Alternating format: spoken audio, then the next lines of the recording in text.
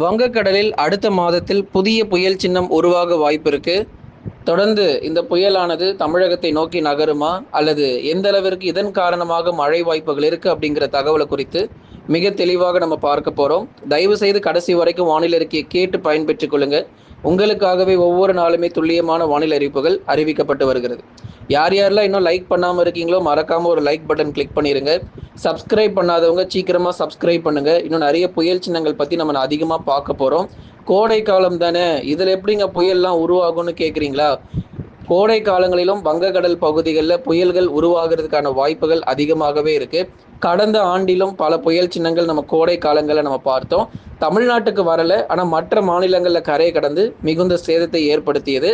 ஆனாலும் தமிழகத்திற்கு இது வருமா அல்லது வராதா, இதன் காரணமாக அல்லது ஒரு கனமழை மட்டுமாவது நமக்கு பதிவாகுமா அப்படிங்கிற முழு தகவலையும் நம்ம பார்த்து தெரிந்து கொள்ளலாம். ஆகவே உங்கள் நண்பர்கள் உறவினர்கள் எல்லாருக்கும் தெரியப்படுத்தி ஷேர் பண்ணுங்க, அவங்களும் பார்த்து பயன்பெற்றுக் கொள்ளட்டும். வங்கக்கடலில் ஏப்ரல் முதல் வாரத்தில் புதிய புயல் சின்னமானது கண்டிப்பாக உருவாகும். இது எந்த தேதியில உருவாகும் அப்படின்னா, குறிப்பாக அந்த ஏப்ரல் 3-4 தேதிகள் போல ஒரு குறைந்த தாழ்வு பகுதியாக உருவாகி அதுக்கப்புறம் மேலும் வலுப்பெற்று ஒரு புயல் சின்னமாக வங்கக்கடல் பகுதிகளில் நிலை கொள்வதற்கான வாய்ப்புகள் அதிகமாக இருக்கிறது.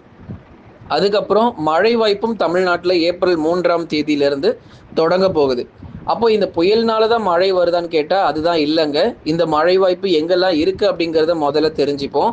ஏப்ரல் 3ஆம் தேதியிலிருந்து மேற்கு தொடர்ச்சி மலையொட்டிய மாவட்டங்கள் நீலகிரி, கோயம்புத்தூர், தேனி, தென்காசி மற்றும் கன்னியாகுமரியில் இப்போ கொஞ்சம் மழை இல்லாமல் இருக்கு இல்லையா, உங்களுக்கு மறுபடியும் ஏப்ரல் 3ஆம் தேதியிலிருந்து மிதமானதுலேருந்து கனமழை அப்படிங்கிறது பெய்ய ஆரம்பிச்சிடும்.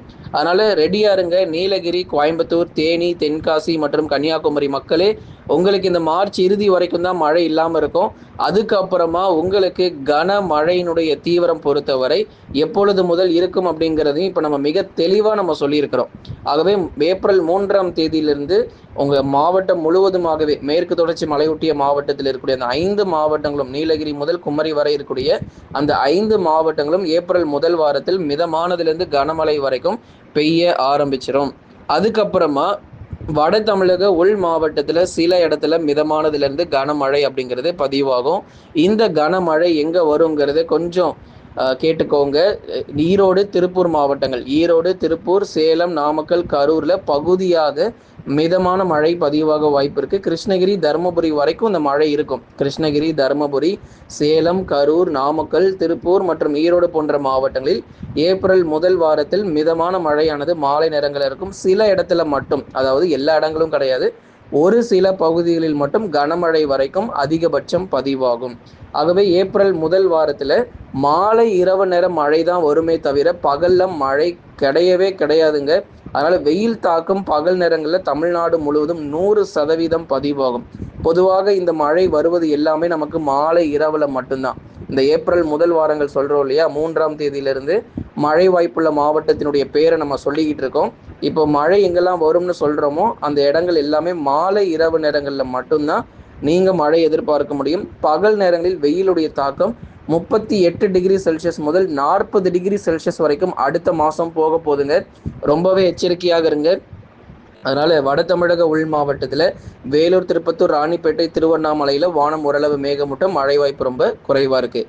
இப்போ இதுக்கு அடுத்து சொல்ல போகிறதா ரொம்ப ஒரு முக்கியமான ஒரு விஷயத்துக்குள்ளே நம்ம போக போகிறோம். வட தமிழக கடலோர மற்றும் டெல்டா மாவட்டங்கள் மிகவும் மிகவும் ஒரு மோசமான ஒரு வெப்பநிலை, இதுவரை இல்லாத ஒரு வெப்பம், இந்த வருஷம் பதிவாகாத ஒரு புதிய உச்சகட்ட வெப்பநிலை ஏப்ரல் முதல் வாரத்தில் பதிவாக போது 38 டிகிரி செல்சியஸ் முதல் 40 டிகிரி செல்சியஸ் வரைக்கும் வட தமிழக கடலோர மாவட்டத்தில் இருக்கக்கூடிய சென்னை, திருவள்ளூர், காஞ்சிபுரம், செங்கல்பட்டு, விழுப்புரம், கடலூர், புதுச்சேரி மற்றும் காரைக்காலில் இதுவரை இல்லாத அதிக வெப்பம் பதிவாக போதுங்க. தயவு செய்து எச்சரிக்கையாக இருங்க. 40 டிகிரி செல்சியஸ் 104 டிகிரி ஃபாரன்ஹீட்டுக்கும் மேலாக வெப்பம் பொறுத்த வரைக்கும் பகல் நேரங்களில் பதிவாகும் ஏப்ரல் முதல் வாரத்தில். அப்போ இங்கெல்லாம் எங்களுக்கு மழையே கிடையாதாங்க சென்னை பக்கம் அப்படின்னா, தற்போதைக்கு மழை வாய்ப்பு குறைவாக இருக்குது. ஆனால் வங்கக்கடலில் ஒரு புதிய புயல் சின்னம் அப்படிங்கிறது உருவாகிறதுனால தீவிரமாக கண்காணிக்கப்பட்டு வருது. ஒருவேளை சென்னை கிட்ட நெருங்கி அதுக்கப்புறம் அதனுடைய திசையை மாற்றிக்கொண்டால் நமக்கு சென்னைக்கு ஒரு கனமழையாவது நமக்கு கிடைப்பதற்கான வாய்ப்புகள் இருக்கும். அப்படி ஒருவேளை தமிழகத்தை ஒட்டி வருமா வராதா அப்படிங்கிற தகவல் அடுத்தடுத்து வரக்கூடிய நாட்கள்ல சொல்றோம். தற்போதைய நிலவரப்படி வங்கக்கடலில் புயல் சின்னம் உருவாகும், அவ்வளவுதாங்க. ஆனா இது தமிழகத்தை ஒட்டி வருமா அல்லது அப்படியே விலகி செல்லுமாங்கிறத முழு தகவல் சொல்றோம். தமிழகத்தை ஒட்டி வந்தா நம்ம தப்பிச்சோங்க.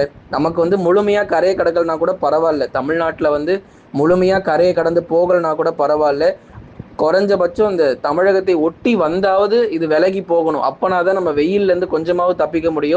தமிழகத்தை விட்டு விலகும் போது நமக்கு வெயிலுடைய தாக்கம் பொறுத்த வரைக்கும் ரொம்பவே கொடூரமாக பகல் நேரங்களில் பதிவாக ஆரம்பிச்சிடும். அதனால தான் நம்ம சொல்கிறோம், இது கிட்ட வந்தாவது நமக்கு கரையை கிடக்கணும். அப்படி விலகி போச்சு அப்படின்னா இன்னும் நமக்கு அனல் காற்று பொறுத்த வரைக்கும் பகல் நேரங்களில் ரொம்ப தீவிரமாக பதிவாக ஆரம்பிச்சிடும். அதிலும் குறிப்பாக வட தமிழக கடலோர மாவட்டங்கள், டெல்டா மாவட்டத்தில் இருக்கக்கூடிய தஞ்சை, நாகை, திருவாரூர், அரியலூர், பெரம்பலூர், திருச்சி மற்றும் புதுக்கோட்டையிலும் பெரும்பாலான பகுதிகளில் நமக்கு வெப்பநிலை பொறுத்த வரைக்கும் ஏப்ரல் முதல் வாரத்திலிருந்து தீவிரம் அடைய போகுது. என்னதான் தமிழ்நாட்டில் ஒரு 10 மாவட்டங்கள் வரைக்கும் மழை வாய்ப்புகள் நம்ம சொல்லியிருந்தாலும், இன்னொரு பக்கம் கடலோர மாவட்டங்கள், டெல்டா மாவட்டங்களில் பகல் நேர வெப்பநிலை இதுவரை இல்லாத ஒரு வெப்பம், இந்த வருஷத்தில் பதிவாகாத ஒரு வெப்பம் பதிவாக போகிறது. அதை எதிர்கொள்ளவும் தயாராக இருங்க. சென்னை முதல் புதுக்கோட்டை வரைக்கும் இருக்கக்கூடிய அனைத்து கடலோர பகுதிகளிலும் மிக கடுமையான வெப்பமானது அதிகரிக்க போகிறது. அதுக்கப்புறமா இப்போ நம்ம பார்க்க போகிறது தென் மாவட்டத்தில் நம்ம முக்கியமாக எதை குறித்து பார்க்கணும்னா, கடலோர மாவட்டங்கள் தூத்துக்குடி, திருநெல்வேலி மற்றும் ராமநாதபுரம் உள்ளிட்ட கடலோர மாவட்டத்தில் லேசானது முதல் மிதமான மழை வரைக்கும் எதிர்பார்க்கலாம். அதே மாதிரி மதுரை, திண்டுக்கல், விருதுநகர், சிவகங்கையிலையும் லேசானதுலேருந்து மிதமான மழை ஏப்ரல் முதல் வாரத்தில் ஆங்காங்கே பதிவாக வாய்ப்புகள் இருக்கு. மற்றபடி மிக கனமழையோ அதி கனமழையோ தென் மாவட்டத்தில் பதிவாகிறதுக்கான வாய்ப்புகள் இல்லாத ஒரு சூழ்நிலை. தென்மேற்கு பருவமழை பொறுத்த வரைக்கும் சீக்கிரத்தில் நமக்கு தொடங்கும். அப்பொழுது உங்களுக்கு நம்ம எச்சரிக்கை எல்லாமே கொடுக்குறோம். மிக கனமழை, அதி கனமழை, ரெட் அலர்ட்டு, இது எல்லாமே தென்மேற்கு பருவமழை தொடங்கிய பிறகுதான் தென் மாவட்டத்துக்கும் மேற்கு தொடர்ச்சிக்கும் வட தமிழக உள் மாவட்டத்திற்கும் கொடுப்பதற்கான சாதகமான ஒரு சூழ்நிலை இருக்கும். அது வரைக்கும் உங்களுக்கு கனமழை மட்டுமே இருக்கும்.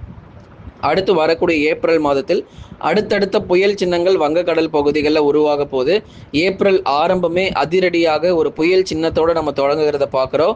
இந்த புயல் சின்னங்களை குறித்து இன்னும் தெளிவாகவும் மிக விரிவாகவும் அடுத்தடுத்து வரும் நாட்கள் நம்ம பார்க்க போகிறோங்கிறதுனால நீங்கள் எல்லாருமே மறக்காமல் ஒரு சப்ஸ்கிரைப் பட்டனை மட்டும் கிளிக் பண்ணி வச்சுக்கோங்க. ஏன்னா அப்போ தான் அடுத்து வரும் நாட்கள் இந்த புயல் எங்கே கரையை கிடக்குது, எந்த திசை நோக்கி நகரும் அப்படிங்கிற தகவல் உங்களுக்கு எல்லாமே உங்களுக்கு தெரிய வரும். அடுத்தபடியாக கேரள மாநிலங்கள் மற்றும் கர்நாடக மாநிலங்களில் கன முதல் மிக கனமழை மிக தீவிரமாக இருக்கும். ஏன்னா கேரளாவில் ரொம்ப தீவிரமான மழை வர ஆரம்பிச்சிருச்சு. மார்ச் மாதத்தில் குறிப்பாக கடந்த சில நாட்களாக இந்த மார்ச் ஆரம்பத்தில் கொஞ்சம் வெயிலுடைய தாக்கம் அதிகமாக இருந்தது போல இருந்தாலும் இப்போ நல்ல மழைங்க. கேரளா முழுவதுமாகவே மிக கடுமையான மழை பொழிவு பதிவாயிட்டு இருக்கு. அதே மாதிரி கர்நாடக மாநிலங்களிலும் பல இடங்களிலும் பரவலாக மழை பொழிவுகள் அவ்வப்போது பதிவாகிட்டே இருக்கு. தொடர்ந்து இந்த மகாராஷ்டிரா, குஜராத் போன்ற மாநிலங்களிலும் வெப்பம் ஒரு பக்கம் மிக கடுமையாக அதிகரித்தாலும் தென்மேற்கு பருவமழை கூடுதலாகவே இருக்கும் அப்படிங்கிறதுல எந்த மாற்று கருத்தும் இல்லை. இந்த வருஷம் நமக்கு தென்மேற்கு பருவமழை ஒரு கூடுதல் மழையாக தான் இருக்கும், குறைவாக இருக்க போறதில்லை. கண்டிப்பாக நமக்கு தேவையான அளவுக்கு மழை வாய்ப்புகள் உறுதியாக கிடைக்கும் அப்படிங்கிறதிலும் எந்த மாற்றமும் இல்லை. நீங்க நண்பர்களே மறக்காம ஒரு லைக் பண்ணுங்க, சப்ஸ்கிரைப் பண்ணி தொடர்ந்து சப்போர்ட் பண்ணுங்க. துல்லியமான வானிலை அறிக்கையும் பெற்றுக்கொள்ளுங்க.